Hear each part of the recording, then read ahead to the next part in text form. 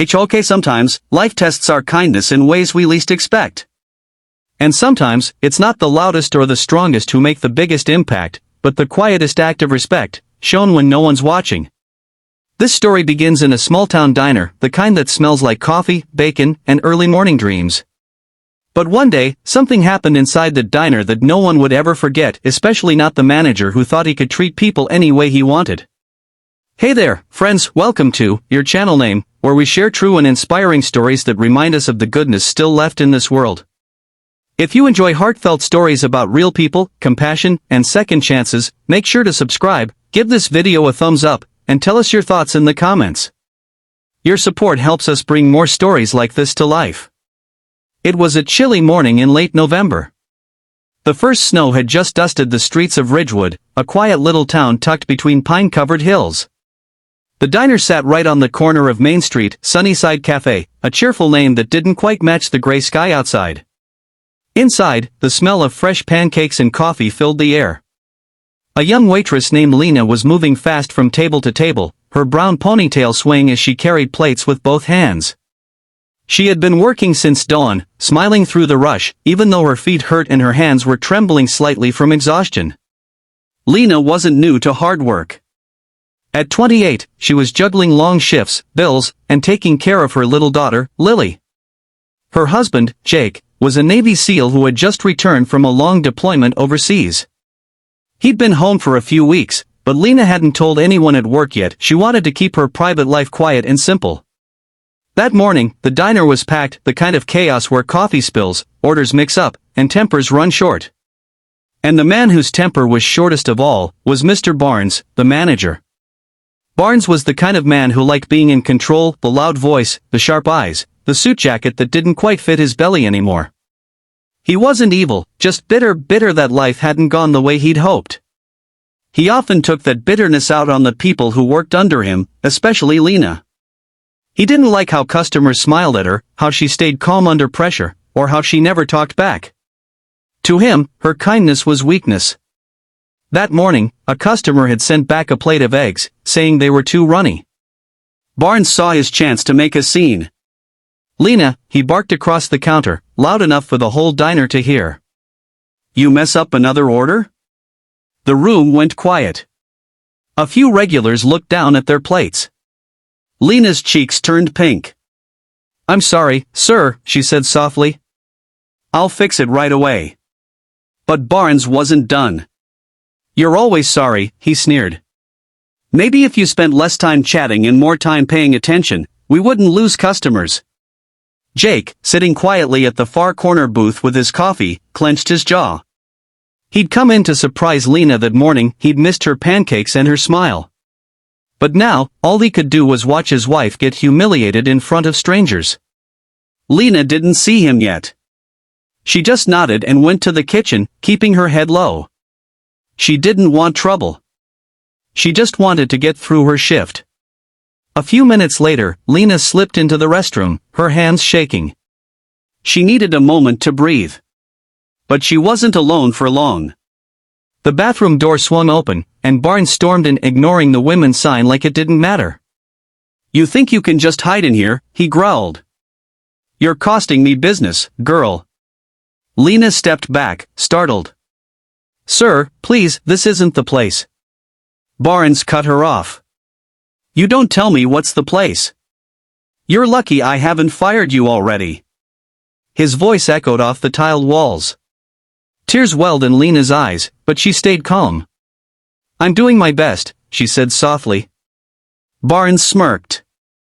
"Your best isn't good enough. Maybe if your husband was around, you wouldn't be so pathetic." He didn't finish the sentence. Because at that very moment, the door swung open again and Jake stepped inside. Jake wasn't a large man, but there was something about him, the quiet steadiness in his eyes, the calm in his stance, that made Barnes freeze. Jake's hair was cropped short, his navy blue hoodie damp from the snow. He looked like someone who'd seen enough of the world to know when to speak, and when to stay silent. "Everything all right here, sweetheart?" Jake asked, his voice low but firm. Lena wiped her eyes, trying to force a smile. "It's fine," she whispered. But Jake looked at Barnes, who was suddenly very quiet. "Sir," Jake said evenly, "you don't belong in this restroom. You should leave." Barnes swallowed hard, suddenly realizing who he was dealing with. "Look, I was just..." Jake took a slow step forward. "You were just yelling at my wife in a bathroom." He didn't raise his voice. He didn't need to. There was a weight in his words that made every syllable land heavy. "I don't appreciate people who confuse authority with cruelty," Jake continued. "You think kindness is weakness. But real strength is treating people with respect, no matter who they are." Barnes looked down, his face red. For the first time, he didn't have a comeback. He just muttered something about needing to check the kitchen and hurried out. Lena exhaled shakily. Jake put a gentle hand on her shoulder. "You okay?" She nodded, blinking back tears. "I didn't want to make a scene." "You didn't," Jake said softly. "He did. You handled it with grace." When they stepped back into the diner, something unexpected happened. A few of the regular customers, the ones who'd seen what happened earlier, stood up and clapped quietly. No one said a word, but their eyes said everything. That afternoon, Barnes called Lena into his office. She expected the worst, maybe he'd fire her. But when she walked in, his tone was different. He looked tired, smaller somehow. "Lena," he said, not meeting her eyes, "I owe you an apology. I was out of line." She didn't gloat or get angry. She just nodded. "Thank you, sir." Barnes cleared his throat. "You can take the rest of the day off. Paid." Lena smiled gently. "I appreciate that." When she walked out, Jake was waiting by the door with Lily in his arms. Their little girl had just been picked up from daycare. Lena's eyes softened at the sight of them. Outside, the snow had started falling again, soft and slow. Jake wrapped an arm around her shoulders. "You're incredible, you know that," he said. She laughed quietly. "I just want to be kind." Jake smiled. "And that's what makes you strong." The story of Lena and Jake spread quietly through town. People talked about what happened in the diner, not with gossip, but with respect. Even Barnes changed after that day. He stopped yelling. He started listening. Sometimes, it takes a single moment, a single act of courage and kindness, to shift someone's entire way of seeing the world. We live in a time where people confuse toughness with cruelty, where kindness is mistaken for weakness. But the truth is, kindness is the strongest force we have. It heals what anger breaks. It turns shame into learning. And it reminds us that behind every uniform, every apron, every name tag, there's a person with a story, a struggle, and a heart that matters. So the next time you're tempted to speak harshly, pause. Choose kindness.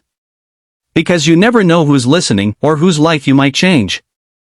And as Lena proved that snowy morning, kindness isn't about being quiet, it's about being brave enough to stay gentle in a hard world.